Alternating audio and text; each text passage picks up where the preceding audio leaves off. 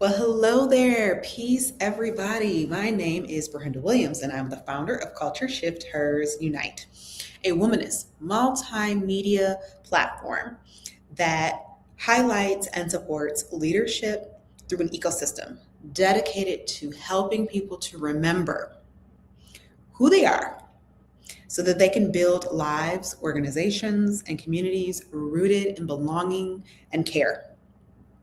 And this type of leadership is meaningful and impactful. And every week you'll join me for field notes for an emerging world and what I'm noticing.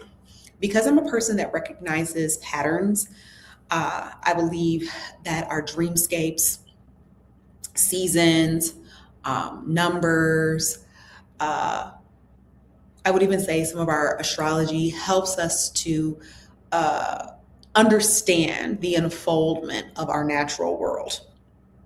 And I do this not because I have all the answers, but because I believe in paying attention. Paying attention is to me one of the first steps to leadership. This week's field notes opens up with a question.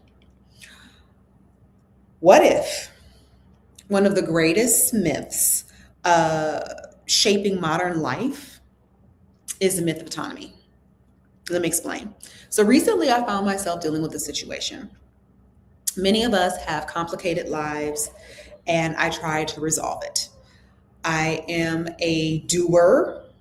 I think in possibility, and I try to manage situations. And I thought if I could think harder, research more, pray longer, carry more, maybe you've been there. And so, somewhere along the way, I think there was some messaging that perhaps I had inherited, the belief that strength comes from self sufficiency, right? We have Independence Day. We have music that tells us to be an independent woman. And I think that that has been detrimental to our society, and I think also detrimental to our psyche, because the truth is, none of us are independent. We're interdependent. We don't want to be codependent, but all of us rely on someone, especially when we're carrying things that aren't meant to be carried alone. Joy and grief are not meant to be carried alone. So this healing was private, or we think that healing is private, that grief should be done in isolation. Leadership means never asking for help or having all the answers. And as Black women, especially, we've inherited a story that celebrates our resilience. We're dependable. We're Black women are resourceful, right?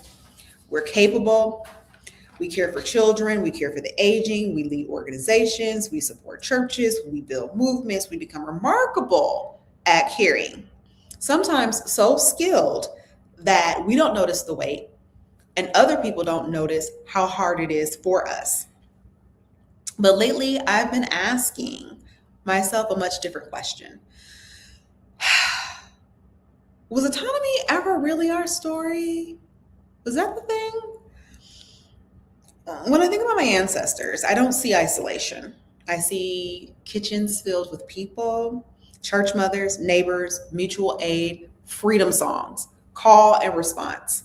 Call and response requires community, shared meals, shared grief, shared hope. They understood something that our culture often forgets. We become, we become through relationship. That realization changed everything for me, because what I realized was I didn't need another strategy. I didn't need someone to come in and fix me or coach me. What I needed was someone to remind me of who I already was. Identity. Before intervention, before advice, before fixing, before productivity. Identity. Who am I? Whose am I? What have I been called to do? What have I been called to steward? And sometimes remembering answers what striving never could. So this week, I also found myself in a conversation with two unexpected teachers, Audre Lorde and the Empress, one through literature, one through archetype. Neither invited me to carry more. Both invited me to receive. So if you're not familiar with the work of Audre Lorde, get familiar with the work of Audre Lorde. It will save your life, your psyche, your time.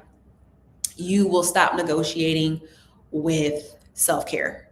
You will stop negotiating with oppression and the ways that it shows up. And I think what helped me liberate was I began to think around her essay, The Uses of the Erotic, because the erotic within us is feminine. And so it made me consider my delight, my joy, pleasure.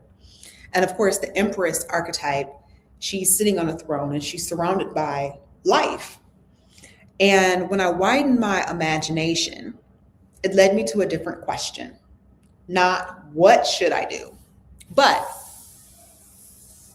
who might help me see differently? So sometimes the answer is a poet. Sometimes it's a scripture. Sometimes it's an elder. Sometimes it's a Mama Amun Ra. Sometimes it's a trusted friend. Sometimes it can be an ancestor that still echoes through generations. Wisdom often arrives through relationship. So here's my invitation to you this week. Choose a conversation partner, a writer, a poet, a mentor, a psalm, a gospel, a poem, an ancestor. Spend time with them, not asking what should I do, but asking what are you helping to remember? What are you helping me to remember? So, pocas veces para mí es el poesía de Pablo Neruda, pocas veces es la poesía de